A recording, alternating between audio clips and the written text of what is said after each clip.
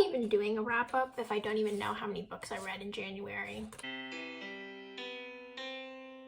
Hi, it's Hannah. This is gonna be my January wrap-up. This is literally like the 10th time I've tried to film it, but you know, I always seem to forget something when I'm talking about the book, so I wrote down all the things that I need to talk about, including book title and author, and you think that would be something I automatically do, but no, I sometimes forget. With my Goodreads pulled up on my iPad, this freaking list, let's get on. The first book that I read in 2021 was Cinder by Marissa Meyer. It's the first book in the Lunar Chronicles series, but Cinder is basically a retelling of Cinderella, but Cinder, who is Cinderella, is a cyborg. That's, I guess, the main twist. Personally, I liked it. It was like just a really great throwback to middle school, lots of middle school vibes. Was the writing absolutely outstanding? No, but it was fun, easy to consume. I really enjoyed it. So I gave this a 4 out of 5 stars. After that, I read 5 Feet Apart by Rachel Lippincott. This one has been turned into a movie, so with Cole or Dylan, one of the Sprouse twins, and Haley Lou Richardson. I haven't seen the movie, but I read the book. You can check out my review of the book. I'll put a thingy somewhere. My buddy read it with my friend Pooja. 5 Feet Apart is about these two CF patients, cystic fibrosis patients, Will and Stella, who meet in a hospital, and you know, it's a YA romance, so they end up falling in love, but it's designed to make you cry so you don't get like a happily ever after type of situation. It was not great, but not bad. It was just not for me. So I gave it a 3 out of 5 stars. Again, you can literally listen to me and my friend sort of rant about the book in the video that I posted. Next up, we have Scarlet by Marissa Meyer again. This is the second book in the Lunar Chronicles series. This one isn't really a retelling of like Little Red Riding Hood. It builds more off of Cinder, where we left off, so we get to see a continuation of Cinder's story, but we also are introduced to more characters, Scarlet and Wolf, who I guess are going to become key players in the rest of the series. This book really highlights Marissa Meyer's world building, and she gets to explore more inside the world she's created in Cinder instead of just sticking to her fairy tale. Personally, I didn't really know what was going on with Scarlet and Wolf in the beginning because I totally forgot them. Again, the last time I read these books was in middle school, so I didn't know why I should care about Scarlet and Wolf until I guess like the later half of the book. I would have liked it if maybe it was a little more obvious why I should care about them, who they were, but their storylines on their own are really compelling as well. I just was a little thrown off in the beginning, so I gave this one a 4 out of 5 stars as well. Still really fun, still really enjoyable. These books are really easy to breeze through, so if you need some quick reading, I guess that's it. After that, I finished reading Blink by Malcolm Gladwell. This is a psychology self-help type book. This was about thin slicing and our subconscious, how we're prone to bias, but also how the subconscious is able to pick up cues that our conscious isn't able to. Personally, I enjoyed it. This was for a 75 hard challenge. If I ever finish my 75 hard, I'll give a separate video of all the books I read for the challenge and all my thoughts. I gave this one a 4 out of 5. Really great, easy to read.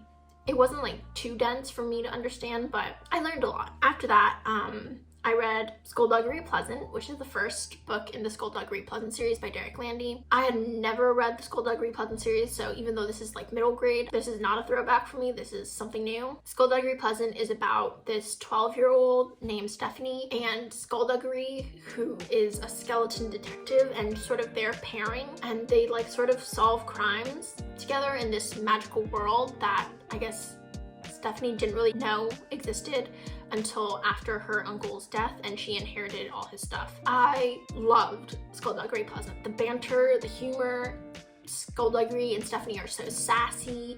It's all really great, but it's also pretty dark, so I feel like you have opposite ends of the spectrum. I was sort of scared, but I was also laughing at some of the things that they were saying to one another. It's just really snarky, really witty. Personally, I loved it. The twists were really great, so this was a 5-star read for me. It was a really great start to a series. After that, I read Playing with Fire, which is the second book in the series. This one I didn't like as much. This one picks up a year after Skullduggery Pleasant ends, so instead of 12-year-old Stephanie, we get like a 13-year-old version of her, and she's been more immersed into this magical community, so she's like building up her own power. She's not helpless, but she's also like still a child. Personally, I feel like the villains in this story were not only scarier, but there were just so many of them. I need to keep track of who's who. First book wrapped up pretty nicely. This one, you have to continue reading other books in order to see what is happening. I gave this one a 4 out of 5 stars. It was a little too scary for my taste, especially the guy who turns into a giant ass spider. That is just stuff for nightmare. Like, no. We don't deal with spiders in this household. After that, I read Little Fires Everywhere by Celeste. This was another 5-star read. I would literally sell my soul in order to read this book again for the first time. It was just really great. Loved it.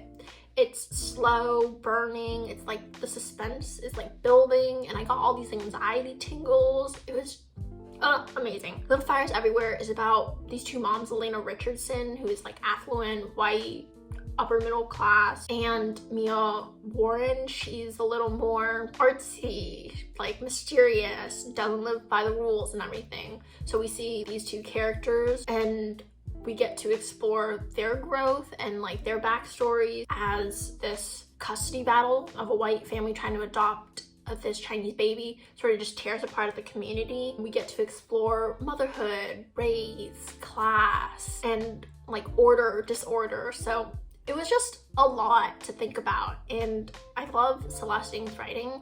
Like, this is my first book that I've read by her, so I really want to pick up everything I never told you. I love the book. And then after that, if I include February 1st, then I read the entirety of the Assassination Classroom mangas. This was another throwback. I think I've read this manga series close to 4 or 5 times in the last like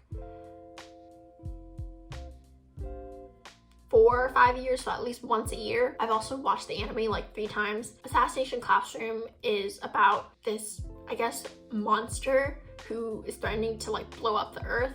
He comes and teaches in this class at a prep school that is meant for all like the rejects, the delinquents and everything. So throughout the whole entire manga, we get to explore not only the children's growth, but also like the teachers and their development, and we get like a strong bond between this monster and the students who are supposed to assassinate him. This manga made me cry and made me laugh. I love it. All my star ratings for it fluctuate between 4 and 5 stars. Some of the humor is a little questionable. If you take a deep look at it, you can be like, okay, this is a little problematic, but I'm here for the vibes, really. So Assassination Classroom is literally one of my comfort mangas, so I can't rate it poorly. It just holds such a dear place in my heart. The reason that I don't know how many books I read in January is because I was reading the online version and I don't know when the clock hit 12, so it could either be 12 volumes of manga or like 14 volumes of manga, because when I looked up it was 1 in the morning and I was like,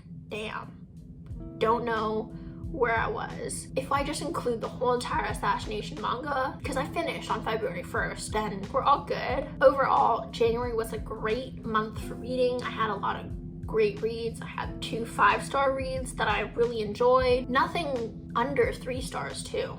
The lowest that I rated was for 5 Feet Apart, which I gave 3 stars. Maybe it's just the nostalgia, but all the books this month were great. Stay fresh and I'll catch you later.